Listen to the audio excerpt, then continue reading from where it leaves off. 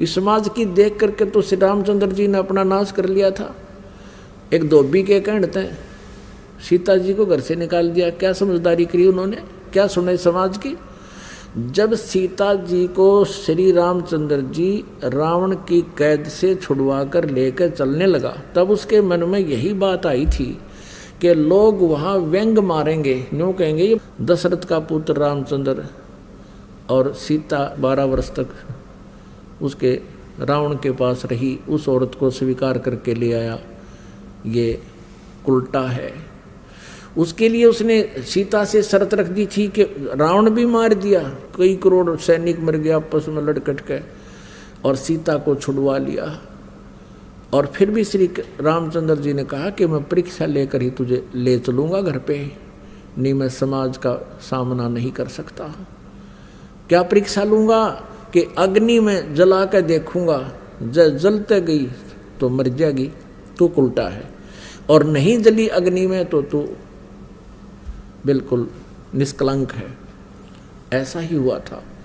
अग्नि में सीता जी को बैठा दिया गया था और वो भी सहर्ष बैठ गई थी। ठीक है, आप किसी तरह परीक्षा लो, मैं अपने धर्म पर सत्य हूँ, सही हूँ। अग्नि ने सीता जी को जलाया नहीं था, सकुशल बैठी रही थी, कुछ नहीं हुआ। तब श्री रामचंद्र जी को संतुष्टि हुई थी और सीता को घर ले आए थे।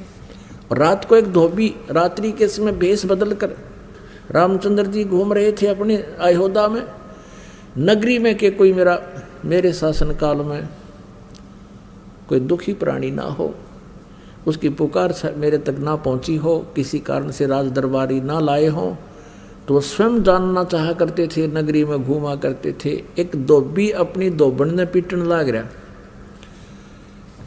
और वो किस दोष में पीट रहा था, उसकी पिटाई कर रहा था कि वो लड़ झगड़ के घर से चली गई थी और 2-3 दिन में वापस आई थी।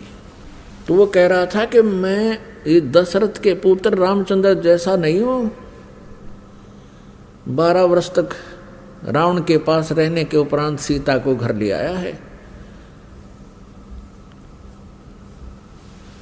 अब रामचंद्र जी वापस आ गए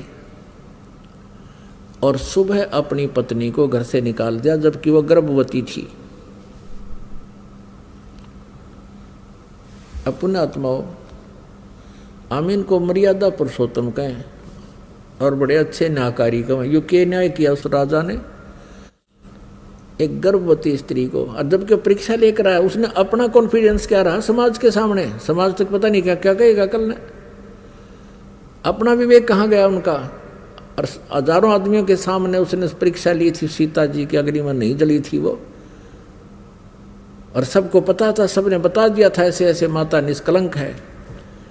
और फिर अपनी क्रियाओं पर विश्वास नहीं हुआ और एक गर्भवती लड़की को, अपनी पत्नी को बाहर निकाल दिया। और कारण क्या बताया कि मैं लोगों की ये व्यंग नहीं सहन कर सकता। फिर कल न कोई किसी और के बारे में कह देगा, कोई परसों माँ के बारे में कह देगा, उनको भी निकाल देना। अरे अपना कॉन्फिडेंस हो राजा का, लोगों के कहने से क्रिया करता है, फिर राजा ठीक नहीं है। तो पुण्यात्माओं, घर से निकली थी सीता और कलेजा धड़का मारा। अब कैसे उसने अपना जीवन निर्वाह किया होगा, कहाँ कहाँ गई होगी, कि ना जाने किस प्रकार के दुष्ट लोग जंगलों में रहते होंगे, कैसे परेशान करने की चेष्टा की होगी। चल ना भी हुई हो, लेकिन एक सोचा जा सकता है। और रहम नहीं भगवान के, और उसको हम भगवान कहा करते।